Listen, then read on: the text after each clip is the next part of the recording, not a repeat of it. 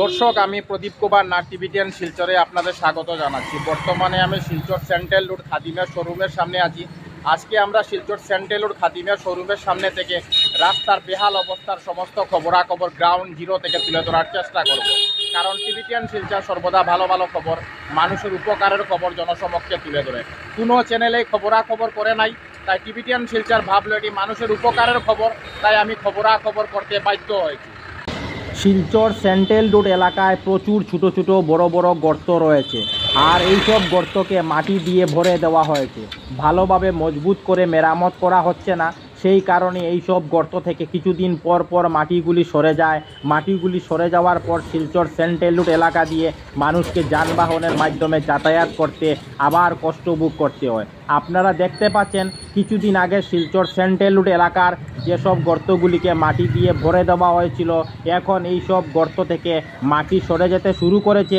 যখন গর্ত থেকে মাটিগুলি সম্পূর্ণভাবে সরে যাবে, তখন শিলচর সেন্ট্রাল রোডের রাস্তা আবার ভয়ঙ্কর এবং বিপজ্জনক হয়ে দাঁড়াবে। তাই শিলচর সেন্ট্রাল রোড দিয়ে যানবাহনের মাধ্যমে যাতায়াত করা মানুষের দুঃখ কষ্টকে সম্পূর্ণভাবে দূর করতে হলে এই সব ছোটো ছোটো বড় বড় গর্তগুলিকে মাটি দিয়ে না ভরে ভালোভাবে শক্ত করে মজবুত করে মেরামত করা প্রয়োজন। আমি টিভিটিএন শিলচরের পক্ষ থেকে প্রদীপ কুমার নাথ ভাবলাম যে আজকে আমি শিলচর সেন্ট্রাল রোডে যাব এবং শিলচর সেন্ট্রাল রোড এলাকার ছোটো ছোটো বড় বড় গর্তগুলিকে ভালোভাবে মজবুত করে মেরামত না করে মাটি দিয়ে ভরে রাখার সমস্ত খবরাখবর গ্রাউন্ড জিরো থেকে তুলে ধরার চেষ্টা করব, যাতে সমস্ত শিলচরবাসী, কাছারবাসী, বরাকবাসী ওনারা ঘরে বসে সমস্ত খবরাখবর নিজ চোখে দেখতে পারেন এবং জানতে পারেন। আমি সমস্ত খবরাখবর তুলে ধরার চেষ্টা করছি।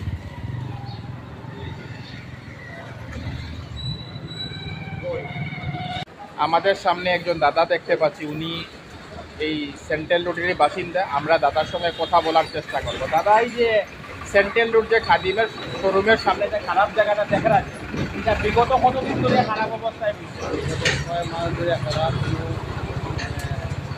রিপেয়ারিংয়ের নাই, আর কিছুদিন পরপর কাঁচা মাটি ওরা দিয়ে যায়, মাটি দিয়ে আবার নিয়ে যায়, আবার সেই মানুষ যে যানবাহন লইয়া যেমন বাইক, স্কুটি, অটো, টুকটুকিলে যাতায়াত করে, খুব কষ্টে যাতায়াত করে, মানে মানুষের অনেক কষ্ট ভোগ করতে হয়।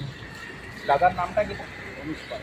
দেখছেন, আমরা মনীষ পালের সঙ্গে কথা বলেছি। দাদা উনার বক্তব্য তুলে ধরেছেন। টিভিটিএন শিলচরের পক্ষ থেকে প্রদীপ কুমার নাথ। আজকে 1 নভেম্বর শনিবার আমি শিলচর সেন্ট্রাল রোড খাদিমের শোরুমের সামনে এসেছিলাম। আজকে আমরা শিলচর সেন্ট্রাল রোড খাদিমের শোরুমের সামনে রাস্তার বেহাল অবস্থার সমস্ত খবরাখবর গ্রাউন্ড জিরো থেকে তুলে ধরার চেষ্টা করেছি।